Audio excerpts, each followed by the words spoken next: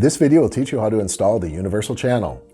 To get started, you'll need the following items: a pencil, large Phillips screwdriver, tape measure, pre-cut channel, suspension kit or magnets, ribbon. Before you install the channel, make sure you have installed the ribbon, end caps, and lens. To install with magnets, simply slide the magnets into the mounting slide of the channel. Plan to install at least 4 magnets for every 2 meters of channel. Then attach the channel to a T-grid or another metal surface.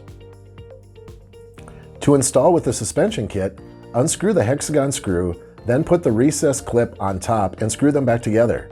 Slide the recessed clips into the top of the channel. Install it to the ceiling by unscrewing the other end and taking the cap and screwing it into place with the long screw provided. Plan to install 3 suspension cables for every 2 meters of channel. To adjust the length of the suspended channel, press the ceiling plunger in and pull the cable through the top to the desired length, and then trim the excess wire.